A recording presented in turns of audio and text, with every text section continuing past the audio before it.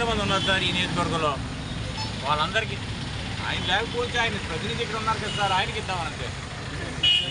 ఎవరుంటే వాళ్ళకండి.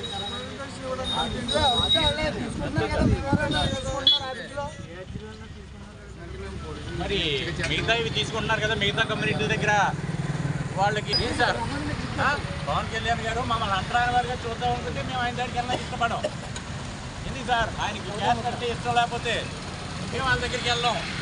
మా మిగతా వాళ్ళు తీసుకుని మేమేమి చట్టాన్ని మా చేతిలో తీసుకోవట్లేదు, ఏ భక్తుల్ని బయటపెట్టలేదు, ఏ ట్రైన్ని తగలబెట్టట్లేదు. మేము శాంతియుతంగానే చేస్తాం. శాంతియుతంగా ఒకవేళ ఆయన లేకపోతే ఆయన ఆఫీస్ దగ్గర అంటించేసి వచ్చేస్తాం అంటున్నాం అంతే. అంటే ఆయన ఆఫీస్ అంటించాలట్లేదు, మేము ఫేస్ చేసి వస్తాం అంటున్నాం సార్. అదే సార్.